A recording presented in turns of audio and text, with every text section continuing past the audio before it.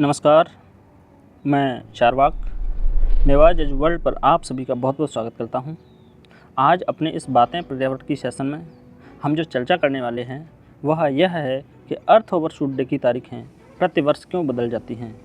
आज की चर्चा से संबंधित सभी बिंदु आपके सामने हैं, जिनमें पहला है कि अर्थ ओवरशूट डे चर्चा में क्यों है, दूसरा है अर्थ ओवरशूट डे क्या है, तीसरा है क्यों बदलती रहती हैं इस दिन की तारीखें, चौथा बिंदु है कब से अर्थ ओवरशूट डे मनाया जाता है, पांचवा है इस दिन का निर्धारण कैसे किया जाता है, और छठवां बिंदु है इस तिथि का निर्धारण कौन करता है, और अंत में हम ये भी चर्चा करेंगे कि इस दिन की तारीखों को आगे बढ़ाने के उपाय क्या हैं।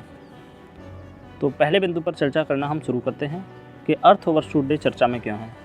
तो हाल ही में ग्लोबल फुटप्रिंट नेटवर्क ने यह निर्णय लिया है कि इस बार अर्थ ओवरशूट डे 2 अगस्त को मनाया जाएगा। इस वर्ष अर्थ ओवरशूट डे 2 अगस्त को ही आ गया है, जिसका अर्थ है कि हम प्राकृतिक संसाधनों का 1.75 गुना अधिक तेज़ी से प्रयोग कर रहे हैं। वनों की कटाई सहित मृदा अपरदन, जैव विविधता की हानि और कार्बन डाइऑक्साइड का लगातार बढ़ता स्तर आदि इसके प्रमुख कारण हैं। नंबर 2 पर जो चर्चा करने वाले हैं वह है अर्थ ओवरशूट डे क्या है। अर्थ ओवरशूट डे का अभिप्राय एक ऐसे पैमाने से है जिसके आधार पर वर्तमान प्राकृतिक संसाधनों की खपत का पता लगाया जाता है। साल भर में हमारी पृथ्वी अपने संसाधनों का जितना उत्पन्न करती है उसे पृथ्वी पर रहने वाले मानव साल पूरा होने से पहले यानी कि पृथ्वी ओवरशूट डे तक ही खत्म कर देते हैं। यह किसी साल की वह तारीख है जब प्रकृति द्वारा साल भर में पैदा हो सकने वाले संसाधनों का पूरा उपभोग कर लिया जाता है। साल के बाकी दिन हमारी मांग पहले से प्राकृतिक में संरक्षित संसाधनों से होती है, यानी कि हम प्रकृति का रिजर्व खजाना भी खाली कर रहे हैं। अर्थ ओवरशूट डे वह तारीख है जब उस साल के लिए पृथ्वी के सभी पारिस्थितिकी संसाधनों और सेवाओं का उपभोग कर लिया जाता है। यह दिन आपको बताता है कि इस दिन तक सारे पारिस्थितिकी संसाधनों का प्रयोग मानव ने कर लिया है या कर लेगा। नंबर 3 पे हमारा जो बिंदु है वह है कि इस दिन की तारीखें क्यों बदलती हैं।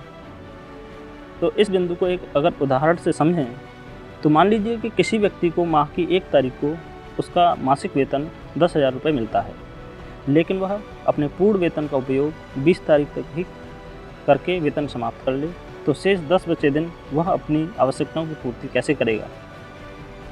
फिर शेष 10 दिन के खर्चों के लिए वह किसी से कर्ज लेकर अपना घर चलाएगा। बिल्कुल इसी तरह हम मानव भी अपने पृथ्वी के निश्चित संसाधनों का समय से पहले ही दोहन कर लेते हैं। संक्षिप्त शब्दों में कहें तो हम अनुमानित समय से कम अवधि में ही पृथ्वी द्वारा उपलब्ध सभी संसाधनों का पूरा उपभोग कर लेते हैं। यहाँ मांग अधिक और पूर्ति सीमित है।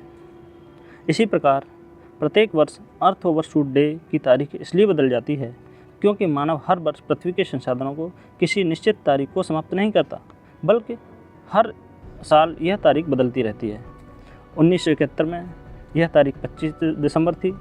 इसका अर्थ है कि उस साल प्रकृति ने साल भर में कुल जितना उत्पादित किया उससे मनुष्य की ज़रूरतें 25 दिसंबर तक पूरी हो पाईं, यानी कि बाकी के 6 दिन ही हमें प्रकृति के संरक्षित खजानों में से कुछ लेना पड़ा।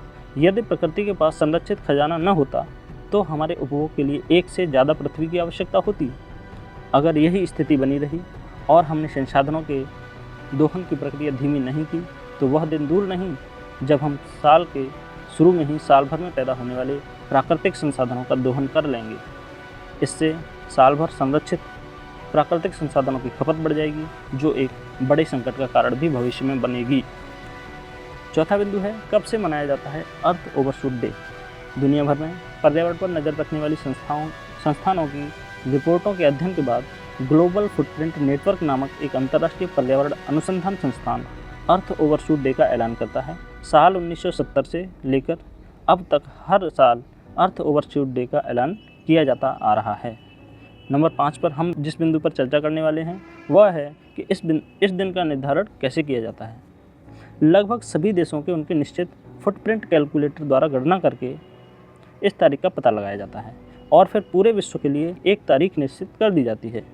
अर्थ ओवरशूट डे की गणना ग्रह की जैविक क्षमता यानी कि दिए गए वर्ष में पृथ्वी द्वारा पारिस्थितिकी संसाधनों की उत्पादन क्षमता से है को मनुष्य के पारिस्थितिकी पद चिन्ह यानी कि उस वर्ष में मानव द्वारा पारिस्थितिकी संसाधनों के उपभोग की मांग से विभाजित करके और उसमें 365 यानी कि एक वर्ष में दिनों की संख्या से गुणा करके की जाती है।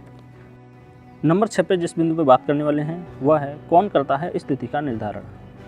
प्रतिवर्ष अर्थ ओवरशूट डे की तारीख की घोषणा ग्लोबल फुटप्रिंट नेटवर्क द्वारा की जाती है।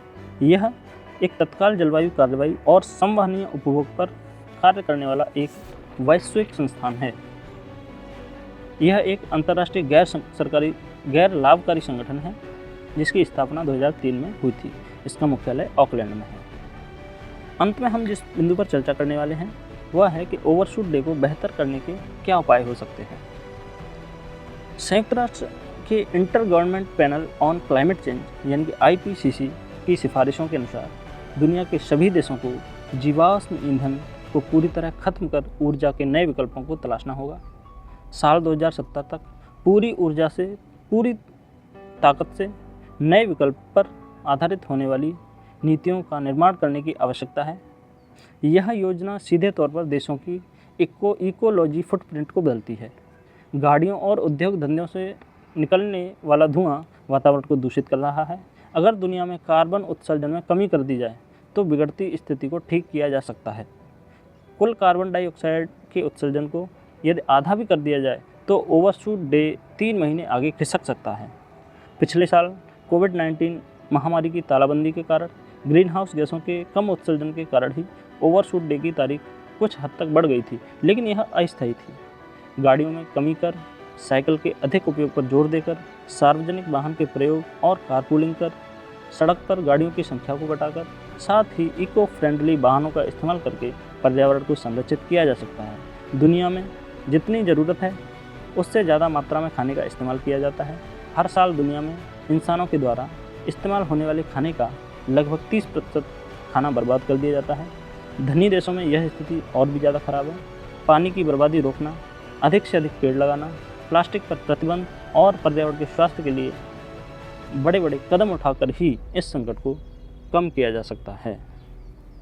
धन्यवाद।